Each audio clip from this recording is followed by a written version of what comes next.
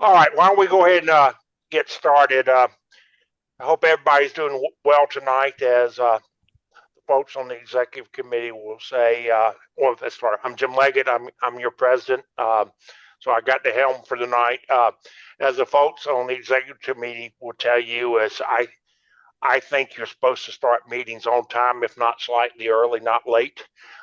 So we'll go ahead and get started, partially to respect you folks' time, and partially because I got dinner on the other side. And if my friend Mr. Kitchen is here, it also probably means he's got whiskey on the other end, and he'd like that too.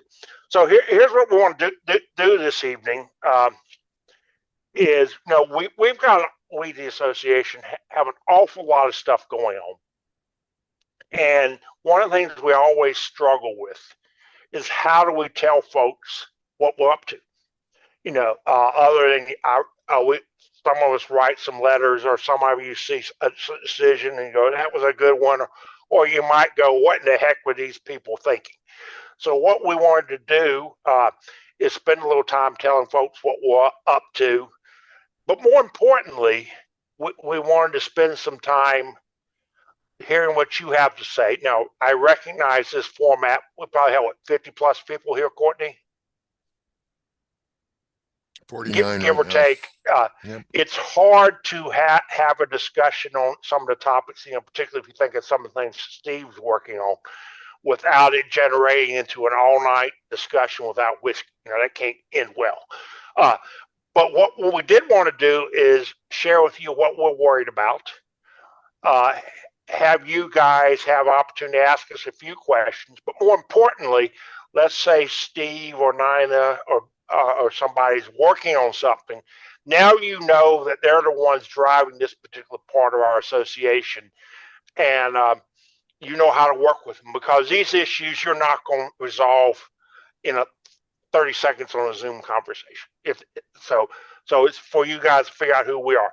Okay, so kind of rules of operation here, so we can get out of here at a reasonable time, is I think Courtney's already done it.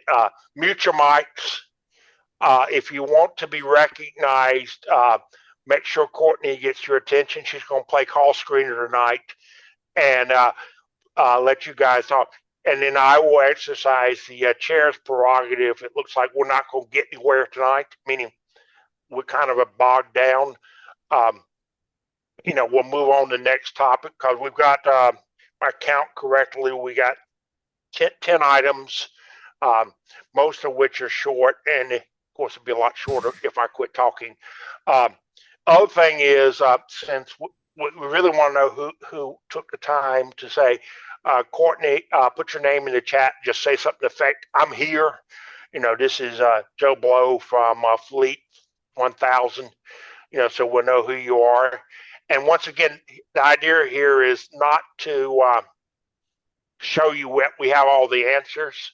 Heck, I'm not even sure we even know what the questions really are, but share with you some of our thought processes, and then we can have a little bit of exchange, and then say if it's one of Steve's issues. You now know who he is. He looks like a reasonable kind of fella, even though it looks like he's got the mountains in the background, and I'm talking to you from the stage of Hamilton. So that's what we want to achieve. So that being said, let me make some preliminary comments. I've had the helm for about 18 months. I guess I would characterize this as, when I took the job, it's like, well, I'm not really sure I want to do this. Kind of played the role of the reluctant leader. Part of the idea was, I've enjoyed all the things Flying Scot Sailing Association has done for me over the years. It's kind of my turn to contribute. And then as I got into it, what I found is, wait a minute, these are some really neat people, and it's a good excuse to get to know them. I think Nina still likes me, so that's good. But that's kind of the point. So I guess, one, I appreciate that part of the job more than I thought. I think Diane asked me, "Do you like being president?" And I said, "You know what? I like it more than I thought I would have." So that's good. Now, the other thing, if you think about, and it's on your agenda, as we and the officers were starting this, what do we care about the most? And when the day is done, have we increased membership and have we increased participation? And I think we bent the curves, so it's kind of going in the right direction. And I think when my friend Mr. Crabtree speaks about it, he'll say about every one design class is fighting some fundamental demographics that are not in our favor. And then COVID went and kicked about every institution we know in the proverbial backside. And I think, and I'm going to give Bruce credit for this, with membership and with regard to participation, I think we're moving things. We've got the ship kind of moving in the right directions. I will be first to point out wasn't any great thing I did, but other than pointing the boat in the direction that the executive committee wanted it to go in. And so that being said, Courtney, why don't you, since folks probably only know you from sending them emails and administrative things, why don't you spend a few moments talking about what you do for us? And that's what I suspect most folks here really have not interacted with you in any degree at all. So, Courtney, you got the floor for a few minutes. All right. I'm Courtney Waldrop. I'm the class secretary. Many of you have probably seen my name on lots of either emails or documents, as Jim said, or either in the Scots and Water magazine. I am behind the scenes doing your day-to-day operations. I work very closely with the executive committee, with the board of governors, monthly with the fleet captains, but not as quite often with just the members. Our office is open to you. We are more than happy to communicate with you. We've worked over the past year to improve communications, making sure that your data is as accurate as we can possibly get it. We will continue to do that, and we're here to assist you in any way that we can. Thank you, Courtney. And I'll point out she's doing a good job for us. I teased her when we meet once a year about going through stuff. Is if members don't complain, I think she's doing a good job. If members complain, I will say something very kindly like, what are we going to do about it? And we had some issues, but I think we worked through it. So we appreciate your service, Courtney. And keep it up. Of course, you know how that works is it's just like sales. If you had a great year, this say last year was good. Come January, once again, you're a zero. Hero to zero is the expression. All right, Mr. Colgrove from beautiful sunny Wisconsin. He's our treasurer, and he wants to report briefly about finances. And the treasurer is smiling. That should tell you something. So everybody wants to go ice boating, right? I'd try it. It's actually been fantastic up here. Yep. So Jim Colgrove, I know have met a lot of you and everything. Current secretary treasurer. I'm going to talk about our finances kind of at a very high level, kind of short and sweet. So diving in, financially, we are in very good shape. We've been much more successful financially in 2024. And really the main reasons for that are membership, royalty, tags, those types of things. So I know that Bruce is going to talk a little bit about membership later, so I won't get into that in depth. General round numbers, checking, we have about 60,900. We moved a bunch of our money from a savings account that was not really doing very well. It was like at 0.05% or something ridiculously low like that. And we made the decision to move money into both a money market and to a couple of CDs. We have just over 32,000 in a money market, which is earning us 2.7%. or thereabouts, depending on the markets. We have two CDs, one at 15,000 and another at 10,000. Both of those are at about 4% for 5 months. Those we will continue to roll over as we see the market and how things are going. So total assets are around 117.9 right now, which is very, very good. We have an annual budget of around 65,000, give or take a little bit. And so we have, we are really in quite good shape. Moving the money out of savings and into the money market and CDs, we felt was just fiscally responsible. Having money sit where it wasn't doing any good just didn't seem right. And again, the most of the success is due to membership and then royalty. So people are buying sales and boats and that type of thing. But the other side of that is that we are really watching and managing our expenses. We took a hard look at what we were doing, and we are trying to make sure that, again, being fiscally responsible from the expenditure side. We did have an additional, some additional expenses in 2024. We have launched into a new website migration, and there is some extra dollars associated with that. And we're hoping that that new website will launch very soon here in 2025. That is really, from my perspective, an investment in our future. The old website has, Diane can tell you more about this, but it's becoming somewhat outdated. It is expensive to update. We are moving to a better platform for us as a small organization.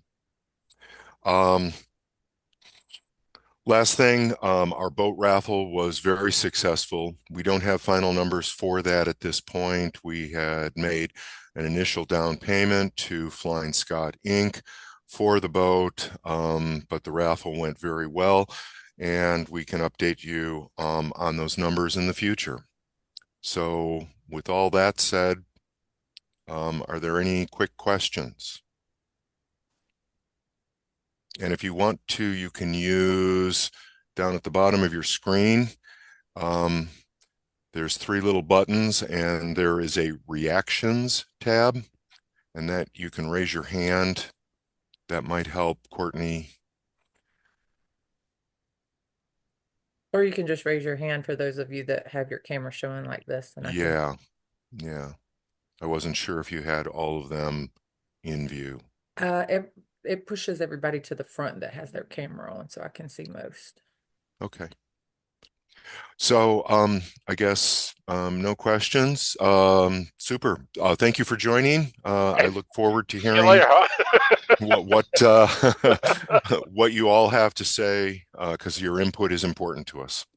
And if you have any questions, please reach out to me or Courtney. Thank you, Mr. Colgrove. Since we have too many Jims in this organization, he is JC and I'm JL. Good thing, Jim Crabtree, you're not also part of this board. We wouldn't have to be JC1 and JC2. So also let me mention, we got most all the executive committee has speaking roles, and I did notice we have 3 on here. The executive committee don't have a speaking role that I know of. We've got past president Nancy Claypool, who's taking the time to join us. You know, I guess being past president's like being past Commodore. Sometimes you just say, "The heck with it, I'm done." But she's been a good advisor and a good trooper. And then we also have last name that may sound familiar, Carol Claypool, who's managing our amendments committees on there. and our loyal webmaster Diane, who's sitting there listening to make sure she doesn't get assignments. And not only did Diane do the boat raffle for us, she keeps our website up and running. And if anybody's ever managed a website, it's far more work than you think it is. So thank you, Diane, for that. And she's a past president, didn't know when to quit. And I guess that's how this works. Okay, Nina, don't worry, I'll be a past president who will know how to fade into the sunset. But Nina probably won't let me go very far. Okay, Nina, our first vice president, and I will commend her. We recognized a long time ago she doesn't do spreadsheets. I do spreadsheets. She can talk to the tree, and it will do well. And she's good at keeping us all organized. So Nina, you have the chair right now. All right. I'm Nina Cummings, first vice president and a member of Flying Scot Fleet 23 in Dallas, Texas. And I know many of you from going to the regattas. So anyway, what I do, the first and most important thing that I do is that I obtain venues for our national events.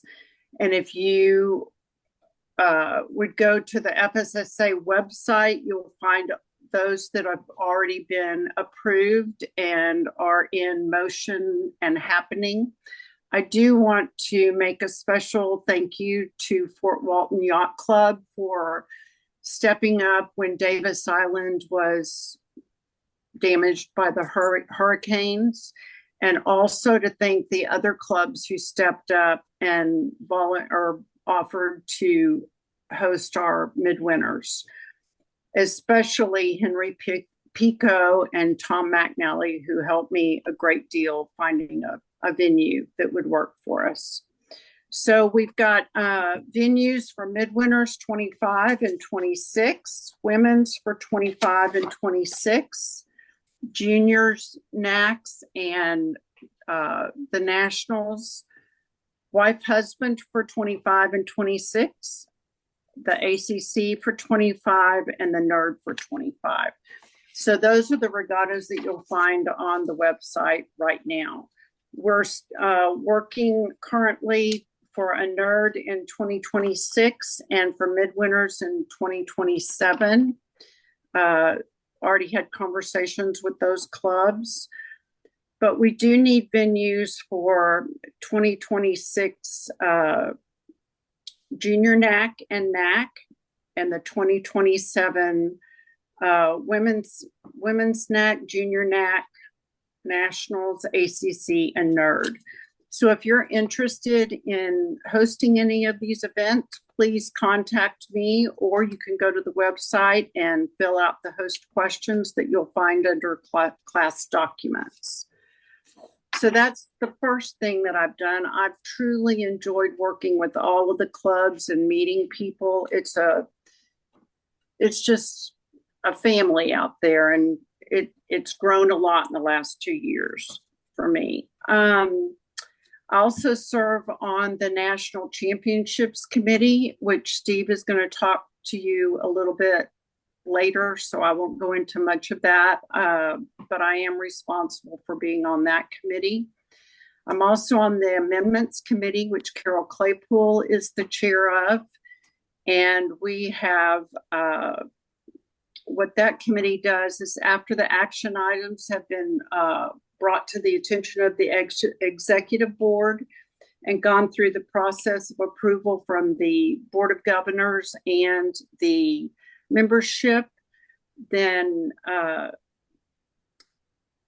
that committee processes all that information and puts it into our bylaws and gets it up on the website so that we all know what's going on. In the past couple of years, we've had 3 major ones that I remember. We had a measurement with sail window size. We had rigging for the turnbuckle, and then we also had the length of midwinters changed to a shorter event.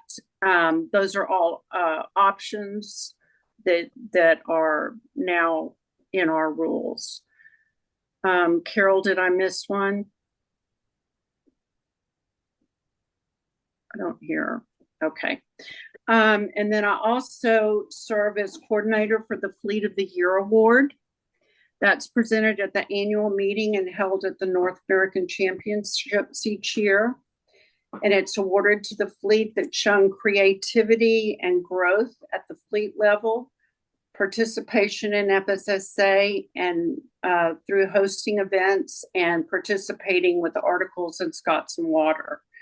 So if anybody would like to put in an application for your fleet and tell us what creative ways you've been doing things at your club, please do that. There will be a constant contact that goes out to fleet captains and board of governors in March to start that process. And then other things that Jim sort of referred to, I'm also on the eligibility committee, which Steve is going to talk more about in a little bit.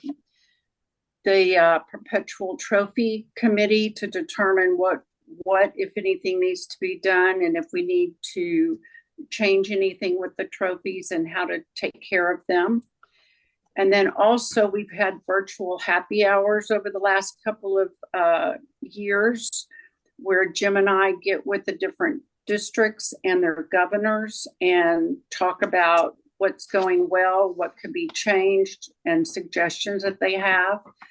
So if we haven't been with your district yet, you're on our list, and we'll get with you pretty soon. So far, we've met with Carolina, Midwest, Southwest, Florida, and the Dixie Lakes districts. And then one final note, Board of Governors actually is under the second vice president, but I did just want to bring up that there is only one district governor that is kind of coordinating 3 districts up in the Northeast.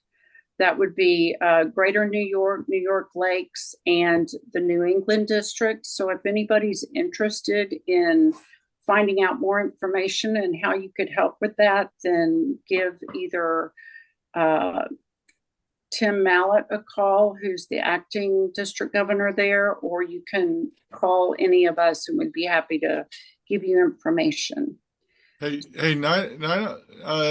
it's Dennis Dobe is now the. I'm sorry, you're Yeah. right. I didn't write it down. And he's doing a terrific job. But it is Dennis. I'm very sorry I got that wrong. Anyway, I've enjoyed working with all of you, and I hope that I'll get to work with you in the future. Give us a call. Call 9 or 1-800-CALL-9. One of the things I noticed in being this chair, it wasn't obvious when I was first vice president.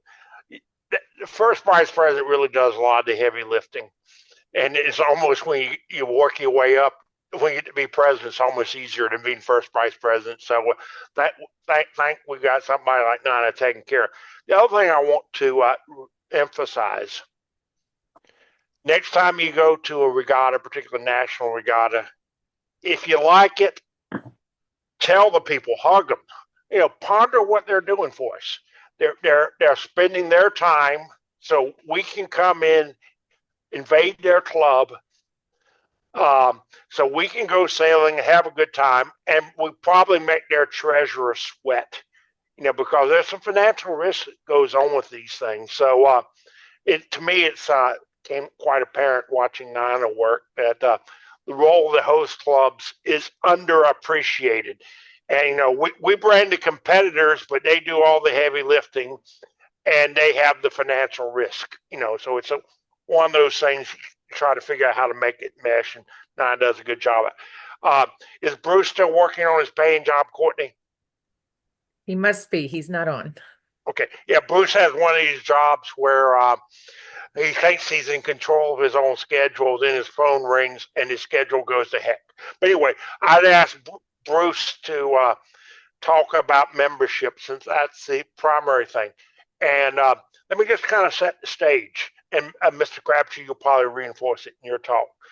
About every class you can come up with, membership has been going to heck. You know, they say going south, and I maintain, why, if it's south is so bad, why does everybody want to move to the south?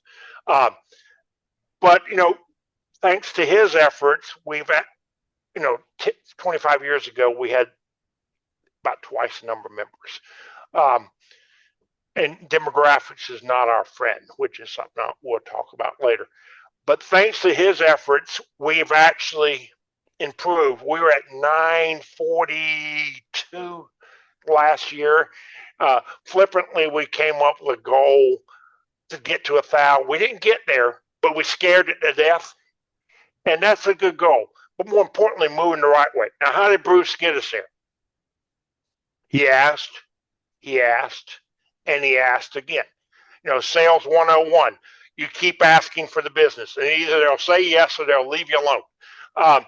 I will confess I was guilty. You got the email that said pay your dues. I set it aside, and then I was at an executive committee meeting and realized I hadn't even paid my own dues. You know, so there's some things that Diane's working on to make it more automatic. You know, Henry has properly advocated the advantage of auto renewals of subscriptions. Everybody else does, and it seems to work. Because here's our challenge. We have to re-recruit our membership base every year. You know, that's burdensome. You know, granted, you know, when you listen to JC talk, that's our revenue. You gotta. But anything we can do to make it easier. Now, what we need out there from you folks is, I'm just looking at some names here. If Eugene goes and talks to Steve, who's a member of his fleet, and kindly says, hey, have you paid your dues? No, odds are Steve won't hate Eugene forever. You know, so we need all you folks out there, and we've got some collaterals to kind of help you sell our association. And when the day is done, it protects the value of your boat. You get to go to national events, and you get a community. And I think if I know what Mr. Crabtree is going to talk about, he's going to compare it to some other classes. Now, the challenge I'll put out there for all of us. If I'm looking here, just at the one screen I'm looking at, it's probably everybody here is AARP eligible. You know, so, and I happen to be a student of geopolitics, and they say demography and geography is destiny. You know, demographics aren't our friends here, like it is with a lot of other things. Our challenge is how do we get beyond that? You know, some people chase, say, Opti sailors, and maybe that's not the right market for us. But that's our challenge, and hopefully what will happen is somebody out here may crack that code, and maybe the answer, I think the Lightnings are kind of on the right track where they were targeting below 32. Maybe that's not the right market for us, but I just ponder that. So hopefully that's what Bruce was going to say. If I was a really good president, I would commit him to something because he wasn't here to defend himself, but I'm not that good. So anyway, but what we found that works well, somebody, I forget who it was, made a suggestion. Sometimes something in the mail works well, and even though it's expensive, it seems to work. The return is there. You know, I don't get bills anymore. I handle everything electronically, but I recognize not everybody works that way. So that's what we found. We got to keep telling them. Those fleet captains who've been diligent, I think Mr. Dunham's wife worked the folks in around Deep Creek, and what'd you get, 100% renewal rate or something really outstanding? Probably because Melanie wouldn't leave them alone in a nice sort of way, right? So anyway, that being said, I should any questions on membership, and if they're hard questions, they're for Bruce. I guess Bruce is also reveling in the fact his alma mater, Ohio State, which I refer to as is national champion, so he probably still hadn't recovered from that. He likes Jefferson's Ocean. If Mike's on there, he'll know what that's about. Okay, Mr. Past President Dunham, he's now our foundation chair. why don't you take it away, Bill? Okay. Good evening, everybody. I'm Bill Dunham, past president. I'm a member of Fleet 6 down in Deep Creek Lake, though the majority of my year is spent in New York teaching and coaching at a prep school. I have recently assumed the chair of the Flying Scot Sailing Association Foundation from Charles Buffington, who directed the foundation for many years. The foundation was founded in 2008 and attempts to provide funding to help fleets grow, to educate their sailors, to help Flying Scot Sailing Association members learn more about sailing. Sometimes we have helped to pay for programming where we've had guest speakers come in. We also, though, have another side, which is we try to refurbish Flying Scot equipment and sails, and to get those items to sailing schools and to help community sailing programs to continue to be able to thrive and operate effectively. One of the things that we are always open to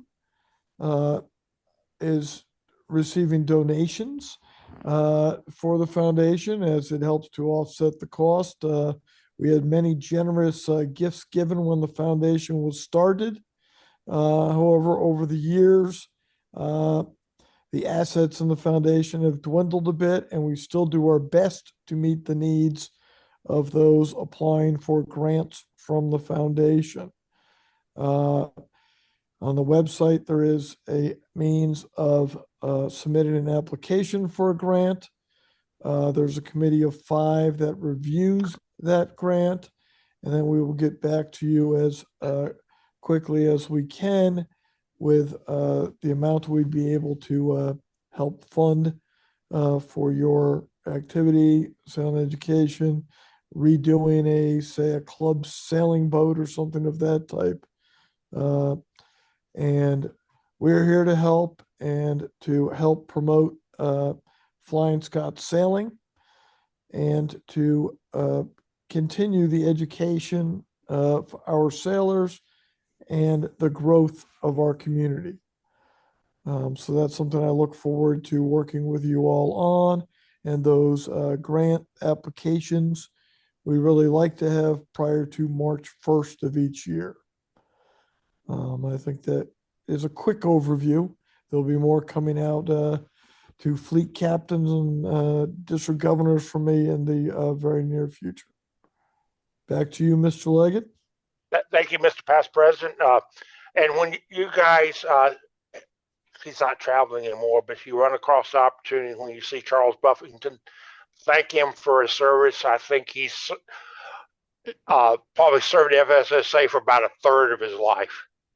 I don't know whether that's right, but he foundation chair for about 12 months. I'm not 12 months, 12 years, and a bunch of other things. So I'm getting the impression this job is kind of like Hotel California. Oh, what is is it The Godfather? Just once I think I'm out, you drag me back in.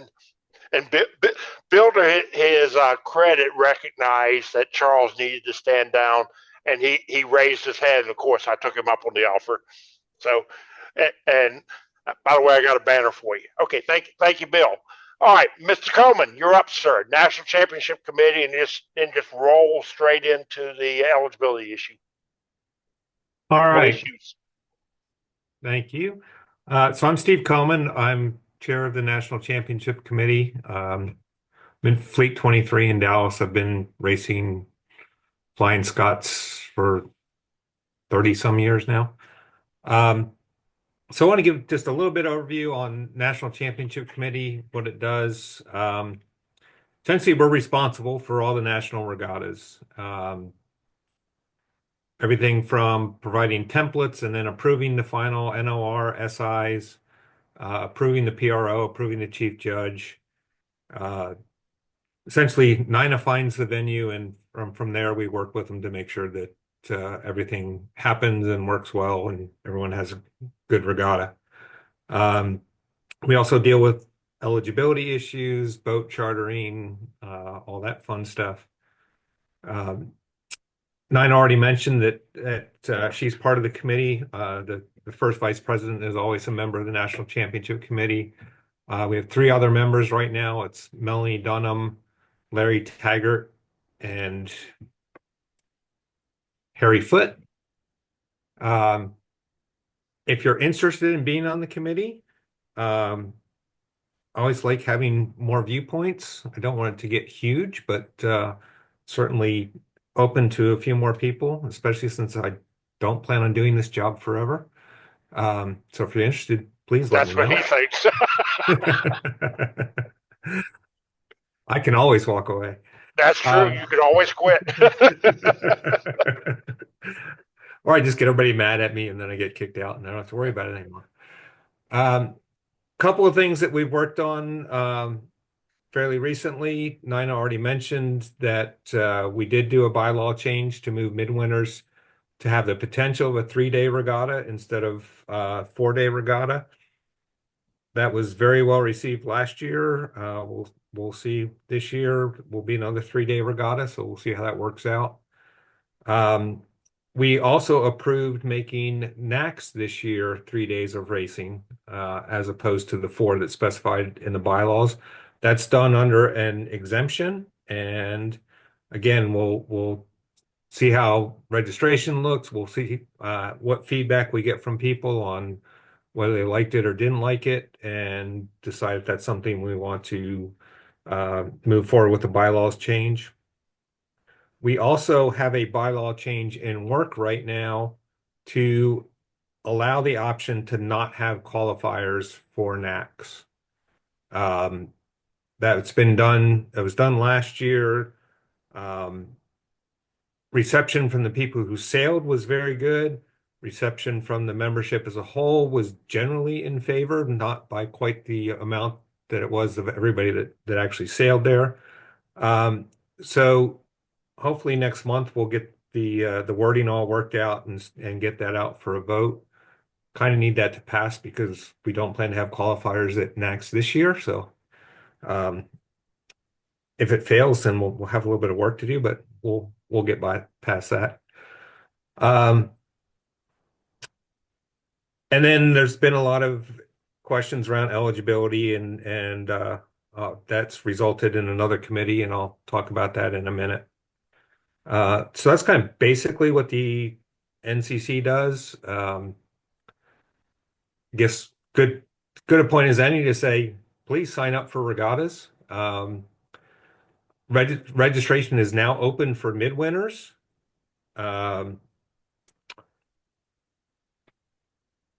And wife husband, women's is imminent, and NACS will hopefully be next week.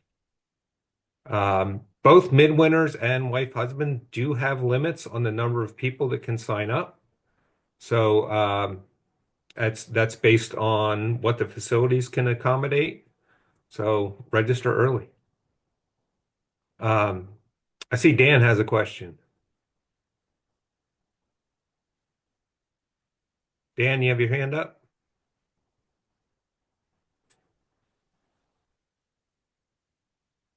Okay, guess not. All right. Kind of coupled in with the National Championship Committee is the idea of a class rep. This came out a couple years ago. Class decided that we needed some more formal guidelines as far as how our races should be run, limits on wind, both top and bottom end. And so we had a committee put together. They came out with a really good set of guidelines. And then we said, all right, how do we communicate those guidelines to the people running the regattas? And so the guidelines say that there will be a class rep identified for every regatta. Typically, it's been the NCC chair. So the first time I'm aware this was done was Carol. Claypool at Midwinters at Bay Waveland. And for those of you there, it was pretty marginal Dicey. conditions, cold weather and high winds. And so Carol did a really good job of talking to all the competitors and saying, what are you comfortable with? What do you think? Is this something we should be sailing in or not? It was kind of right on the borderline from a guideline standpoint. And kind of daily, we made the decision of, do we all think this makes sense to sail or not? And that's really the intent is to be able to sit down with, give one voice to the PRO that says, we don't want to sail in these conditions, or these conditions are okay for us to sail. Now, one thing about this, so as class rep, I meet with the PRO before the regatta. Most of the time I'll meet with the PRO in the morning and probably after the races. Occasionally we'll talk to the PRO on the water, but I'm bound by the same rules that all of you are, which is you can't be on the radio from the warning signal until the end of the race. So two pieces to that. One is I'm not going to talk to the PRO during the race. And the other is the PRO is the one in charge. The class rep, as a class rep, I make suggestions and give input. The PRO is running the regatta. So it's up to the PRO to decide whether to race or not. I will not say, no, we're not racing. That's the PRO's job. That's what we bring them in for. But what I do is, like I say, I'll provide input. When we're in somewhat marginal conditions, I'll kind of wander around and ask people what they think. And that, again, I thought worked really well at Wife Husband this year when we were kind of at the low end of the limit and trying to figure out, do we go out or not? And it's really good to get kind of a consensus from the fleet and be able to communicate that to the PRO. And then the PRO did a great job of hanging on until the conditions looked okay and actually getting the races in. So that's kind of the overview on NCC and class rep. So now I'd like to move into, as I mentioned, there's been some questions about eligibility. Right now, I would say the way the rules are written are very restrictive, and they were done that way to prevent any kind of issues of, we don't want professionals coming in. We don't want somebody to just, say, hey, I bought a boat yesterday and I want to sail at NACS to try and go, win a trophy at NACS and things like that. And it makes sense. But the issue is that it also means that we are unnecessarily excluding some people from racing when it really does make sense for them to race. A good example of that from our club a few years ago, we had a couple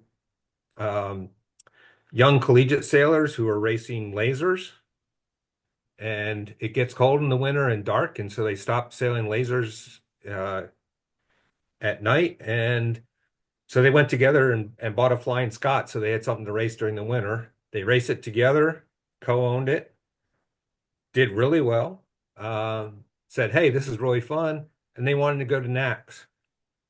Our bylaws say they're not allowed to, because if you co-own a boat, you have to be a member for 2 years to be able to sail at NACS.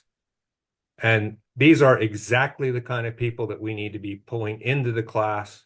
And the class rules say, oh, no, sorry, you can't race our NACS. So that's kind of the impetus behind it. So now I'll get into, let me share here and get into some of the detail. I will go through this fairly rapidly just because we don't want to be here all night. I will put together something for the FSSA website tomorrow. So either just put the presentation out there or maybe do a little bit better job of putting some explanation and stuff in it. But something will go out on the FSSA website tomorrow so you can go reference this stuff. So I don't know, 6 months ago, something like that, we put together this FSSA Boat Borrowing Eligibility Committee. Team members, me, Nina, Eugene Vogel, Jeff and Amy Linton, Dave Saperstein. So good cross-section of people. It's been a great committee to work with. Everybody's been very open. We've had lots of really good discussions. Our goal was to propose constitution and or bylaw changes relating to ownership, skippering, borrowing eligibility that will increase our membership and participation. Ideally, increase demand for new boats, but at a minimum, we don't want to depress demand for new boats. It's something that want to be very careful about. We have a very good relationship with the builder, and our health as an association is very tightly tied to their health as a builder. So areas that we wanted to emphasize, rules around co-ownership, active member versus family member are somewhat misunderstood, enforcement's inconsistent, and as I mentioned, it kind of leads us into places where we're excluding people from sailing that don't really make sense. Same thing with the borrowing rules. They've generated some confusion. They've prevented some people from sailing and have directly led to at least one person leaving the class. The requirement for boat ownership to compete in sanctioned regattas is a significant barrier to getting younger sailors in the class. This is not at all unique to the Flying Scot class. It's actually going on everywhere. Another thing that factored into this, the bylaws, the way they're currently written, have the assumption that the boat owner is the skipper or helmsperson. And there's no provision for an owner to not be the helmsperson. And the bylaws also focus pretty exclusively on the skipper as opposed to the concept of a Flying Scot is actually a team of 2 or 3 people working together to compete. So with those emphasis, we sat down, talked about a lot of different scenarios, issues, and things. And at this point, we've come up with a preliminary set of proposals. We did that within the committee, then fanned that out to a few people, got some feedback, made some tweaks. Now we have a set of proposals that we're fairly comfortable with, and we're at the point where we want to get them out in front of everybody and now get your feedback on what do you think? Is this the right direction? Are there other things we need to look at? Are there tweaks we need to make? And then based on that, at some point, then it becomes an action item where we really actually go in and change constitution and bylaws and put stuff in place. So the first set of changes that we're proposing is around the membership categories. And the first one, fairly simple, is change active membership to individual membership. And this clarifies the intent between active versus family. And where this really is an issue is when you have spouses that own a boat, for the one person's listed as the owner, and for the other spouse to be able to sail the boat independent of the first spouse, they really need to be a family membership as opposed to just an active membership. And so we think changing that to individual membership makes that much clearer and hopefully eliminates some of that confusion. Another one that won't have too much effect, there is a life membership available within the Flying Scot class. You pay a bunch of money and you never have to pay dues again. Jim loves it because it makes his cash flow look great. The issue with it is it's the same as a active or individual member. And so again, if you have a couple who think about becoming life members, right now the way it's written is it'll be one person who is the life member, and then for the other person to be able to sail, they have to also have a family membership, which defeats the whole purpose of having a life membership. So fairly simple change there. Hopefully it gets us a couple more life members. Another one that came up is we get a situation where people who have sailed to Flying Scot for years, been district governors. Charles Buffington is a good example. I don't believe he owns a boat anymore. I don't know that for sure, so don't quote me on that. But there are people who have kind of aged out of the class, and then we end up having a regatta at their club. So wife, husband, or nationals at their club. And they say, you know, I'd really like to be able to sail on that regatta. And right now they're not allowed by our bylaws because they're not a boat owner. And so what we're proposing is we add an honorary membership class available to those type of people. They would not pay dues. They can't hold office, but they can borrow a boat to sail and sanction regattas with NCC approval.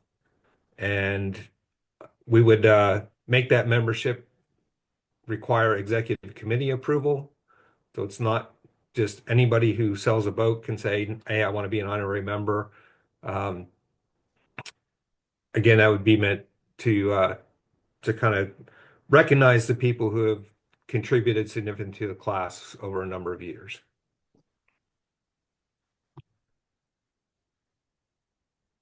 Next big area we looked at was boat borrowing. In case you don't know, right now to borrow a boat, you have to submit paperwork. We've changed it over the years, so now it's down to 1 month in advance of a regatta, and you can borrow it because your boat is damaged, because it's more than 400 miles away, or you're borrowing under a one-time exemption for wife, husband, or women's. Really, we as we talked about it, we think that that's kind of unnecessary. It's extra paperwork. It confuses people. I've got a stack of borrowing forms sitting next to me that I've been improving over the last 12 months. We'd like to just do away with that. If you own a Scot, you should be allowed to borrow a Scot. And there's always the reaction of, well, that means that somebody can go buy, go to a junkyard, find a boat that's not saleable, say, hey, I own a boat now, and I'm just going to borrow somebody else's boat. We know what boat somebody's listed as owning. We know what boat they sail at regattas. And under the racing rules of sailing, the NCC has the ability to reject an entry to a sanctioned regatta. And we can do that for basically any reason, as long as we put it in writing and it's not discriminatory on the grounds of gender, race, whatever, all that fun stuff. So we have the tools already to where if we recognize that someone is abusing the privilege of being able to borrow a boat, we can deal with that. So we think this will just simplify things for people and hopefully make it a little bit easier for people to attend some of these regattas. Next up, we have multiple current boat owners who would rather crew than helm. There are also teams where one person helms upwind, the other helms downwind. Happens a lot when people are learning, but it also happens with some experienced teams. We don't think that anybody's doing that to get a competitive advantage. So what we're proposing is the skipper is the person who's financially responsible for the boat, and the team sails the boat. And we don't worry about whether someone is the skipper or crew, or skipper for this leg and crew on another leg, with one exception. We do think it's important to, at the NACs in particular, have the owner be the helmsperson. And really what we're worried about there, and I actually think this is a valid concern, is people bringing in a hired gun to try and skipper them to a trophy at NACS. So we want to keep that the owner is the helmsperson at NACS, but allow exceptions based on approval by the NCC. And there are, I think, situations where exceptions make sense. One that we were discussing, I actually personally know someone where someone donated a boat to a junior. And so he is the boat owner. He's not at the point where he's ready to skipper at NACS, but he loved to crew for his dad at NACS.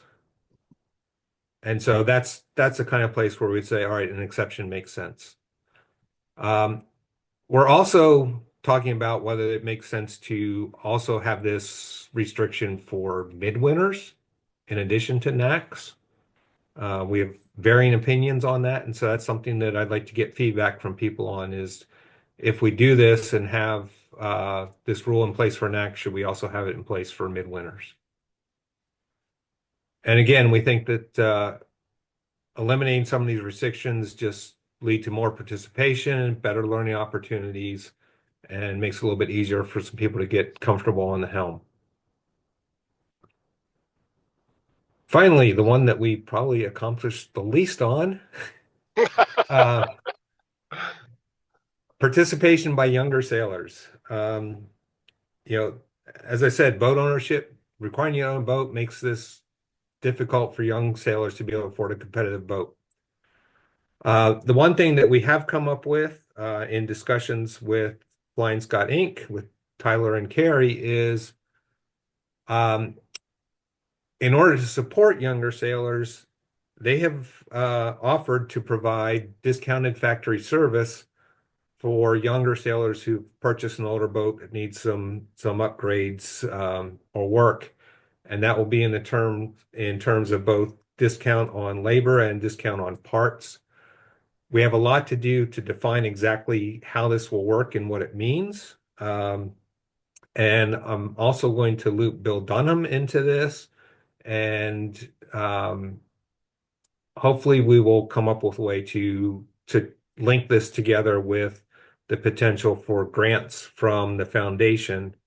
And again, it'll be aimed at getting some of these, sailors coming out of college who have, student loans and just starting a job, and they go buy a boat for $5,000 or $10,000, but hey, it needs some work on the hull, or the tabernacle shot, and they need some better sails that we can get the boat worked on more affordably and hopefully get them to a point where they can be competitive.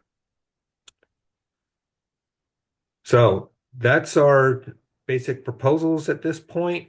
As I said, what we like right now is feedback on, do you think this makes sense? Or other things that we should have included in here. Or Steve's been smoking stuff. Well, yeah, that's a separate issue.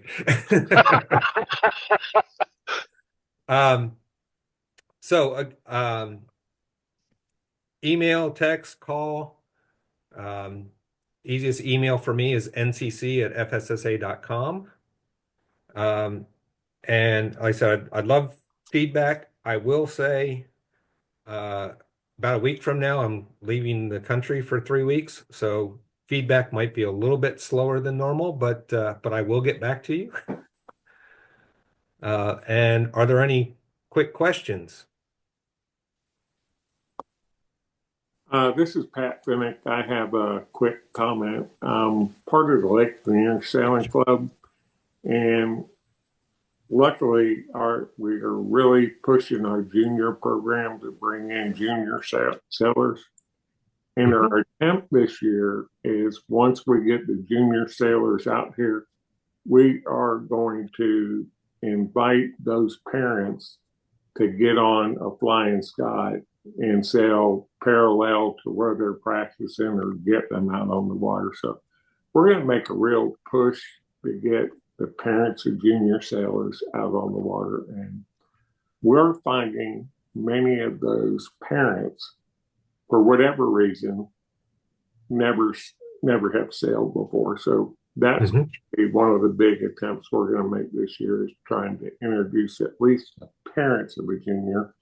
And who knows, we have 2 club boats that we may be able to get the parent and the child out there on a good day to go sailing. But certainly looking forward to promoting sailing on the Flying Scot.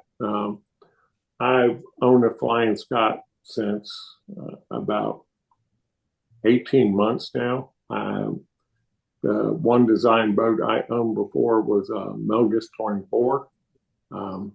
So I find it very competitive to go to the regattas and be at the weather mark or the leeward mark with 5-10 boats trying to get around those marks. And what a good group of people to go out there and have good sailing events. So thank you for everything you do. And I'm happy to be a part of this association. Great. Thank you, Pat. That makes us want to keep doing this. Now, if y'all could let me win a few, I had to throw that in. That's fair. Okay, anybody else got anything else for Steve? I want to thank Steve and his committee, because the way that whole effort came about, some people talked about growth opportunities. Some people didn't like where the rules were taking it, and put on my keen analytical skills and said, maybe we need to go look at it. And Steve, I called him in a moment of weakness, and he said he would do it. And he created a really good team with different perspectives, and it's really great to have sailors like the Calder, the Lintons, not only sailing with us, but helping out with this. And I was remiss earlier, and I think no doubt Mr. Crabtree would talk about it. We're fortunate we have a builder like Tyler, because Jim Crabtree would tell us most classes don't have a builder at all, which is problematic. So we thank Tyler and all those for it. The other thing I want to segue into the thing, I'm going to get Bruce for this one. If you notice what Steve was talking about, there are a lot of intricacies to it, and plus the way our way change works around here, it's not going to happen quickly. Partially because we lend a few hours a week or month to the association. Plus, you purposely wrote the bylaws, so I can't come play defueler, and then Nana comes along and plays the fueler, and then JC comes along and changes the fueler. It's supposed to take time. It's supposed to. So it's kind of designed to gum it up. So it takes a while, and just because somebody comes up with an idea doesn't mean we can figure it out in 20 minutes. And that's probably why the organization has survived. Now, to that point, we have, I think it's one of our best events, perhaps the most unique event, our wife-husband regatta. It was established 87 or 88 by our friend Sandy Eustace, and his goal, he and his wife's goal was to encourage competition among couples. And in the world where Sandy established that, is marriage was considered between a male and a female.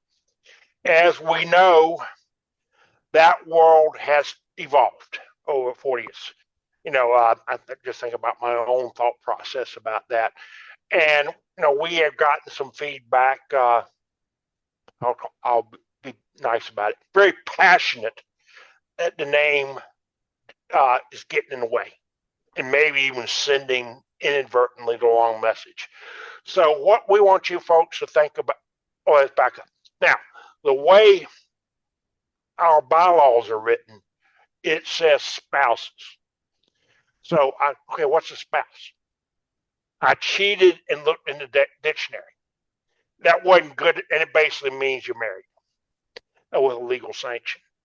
Then I cheated and looked at Black's Law Dictionary, and I'm not a lawyer, but I do know Black's Law Dictionary's place front of me the same thing. Then a friend of mine sent me the IRS regulations about spouses.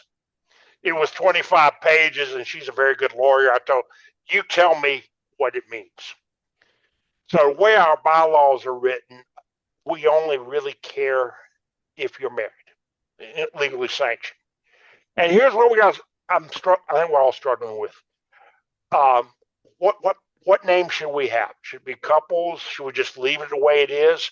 I, by the way, don't have an answer.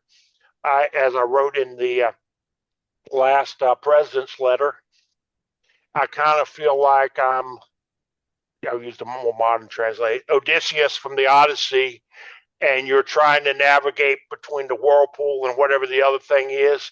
Because if you steer too far this way, people don't like it. Steer too far that way.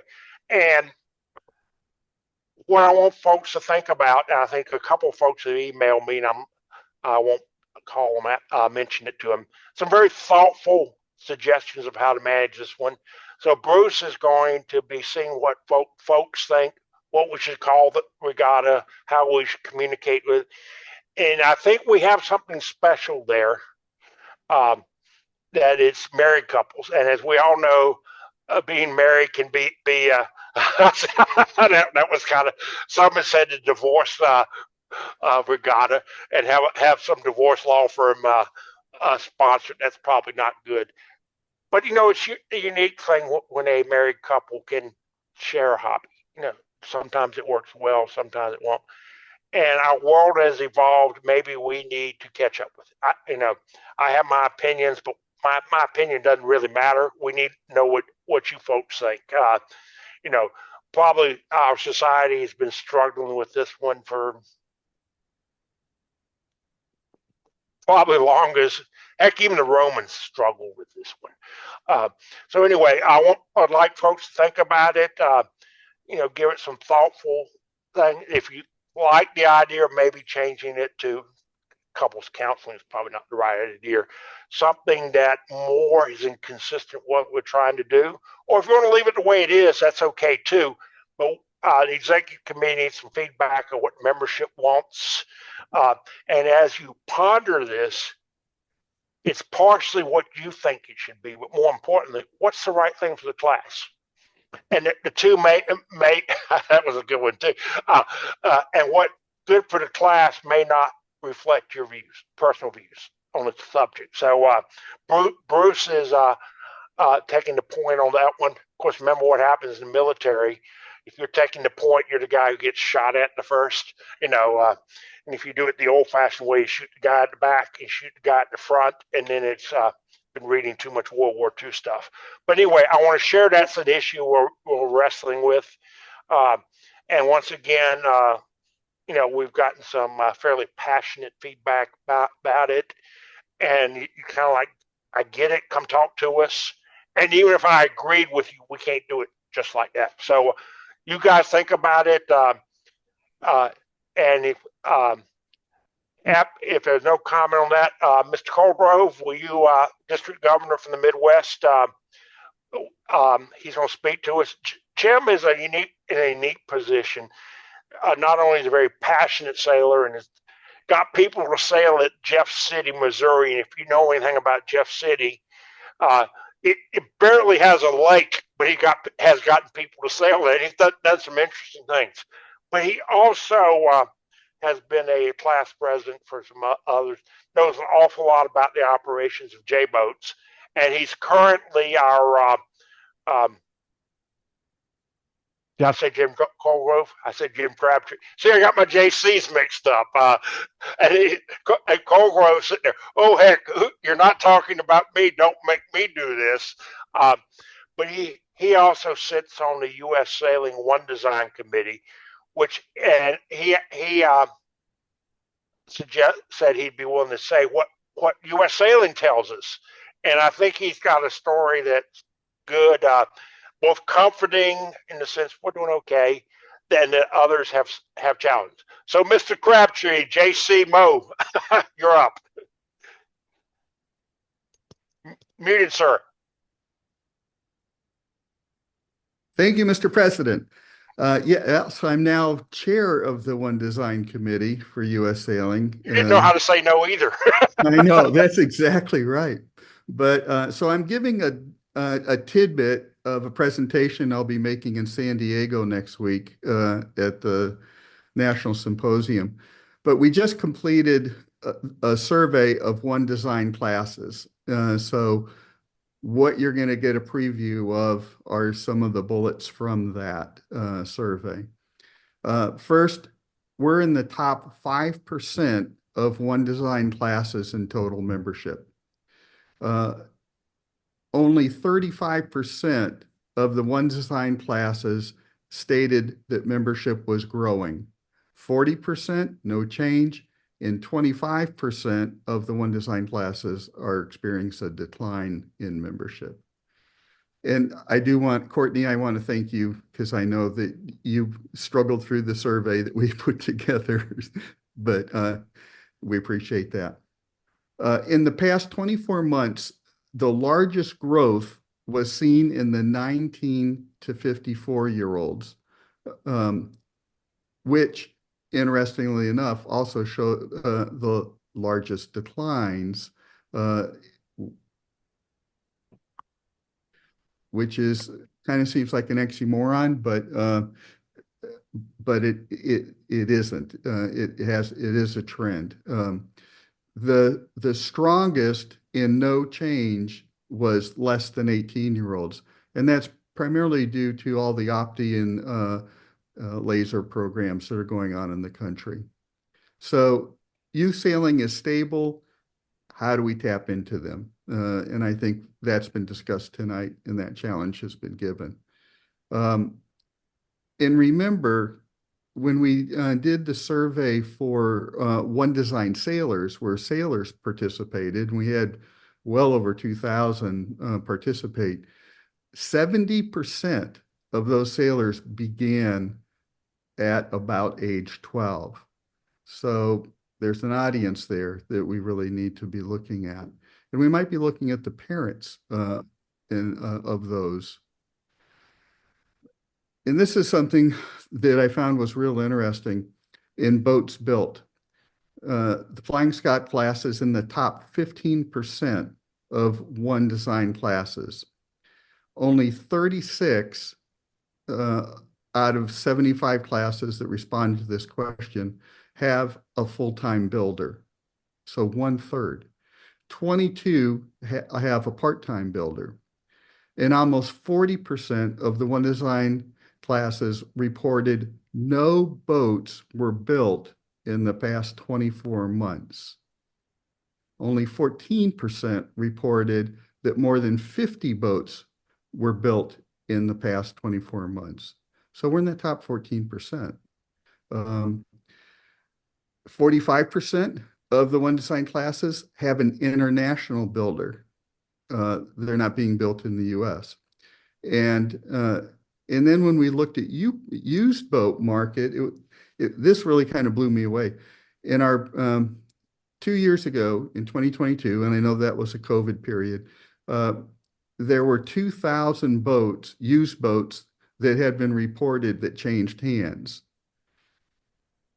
In this survey, 8,000 boats changed hands, which is huge.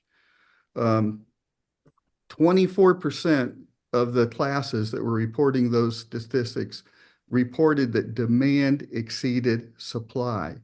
So 1/4 have a surplus of boats on the market. We're in the minority that where the demand, where the supply is less than the demand, which is helping boat values. The huge change that occurred from 2022 is this time around only 28% of One Design classes have a paid part-time or full-time class secretary or class director. 2022, 68% said that they did. So 63% do not versus 32% in 2022. I mean, that's a huge, huge change.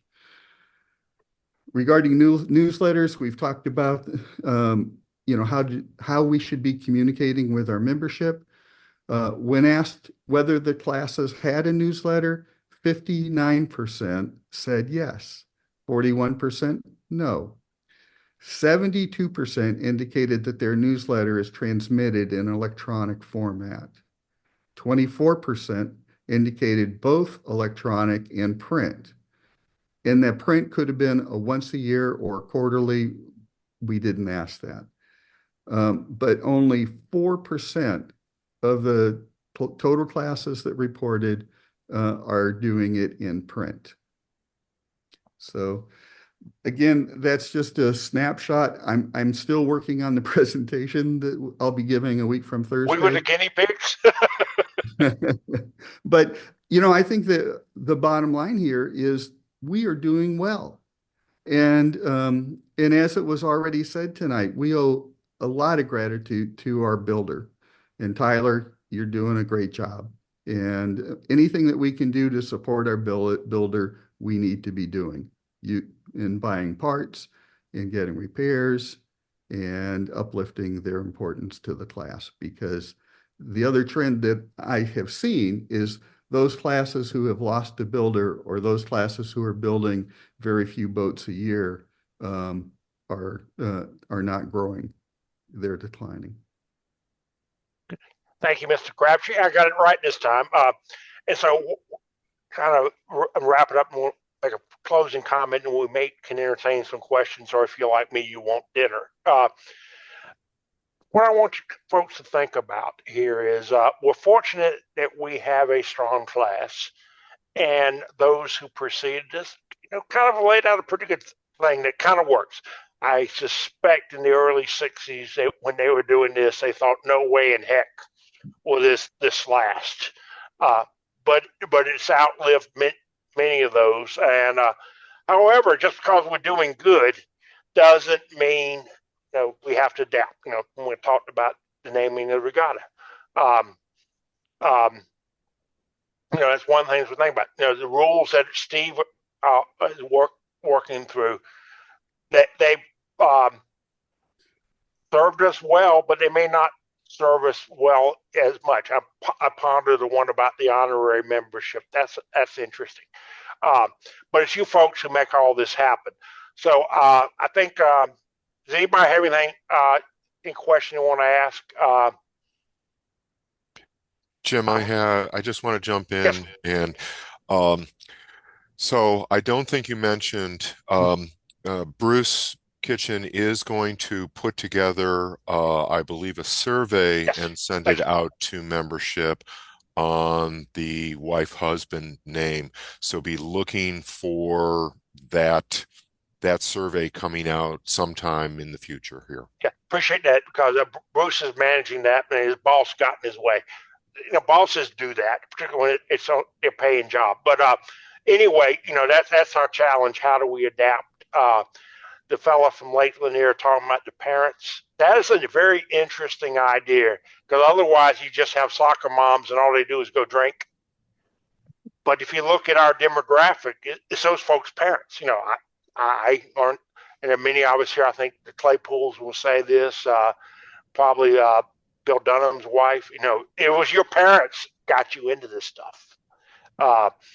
And that sort of stuff. And that may be, that as a friend of mine says, that there may be a pony there.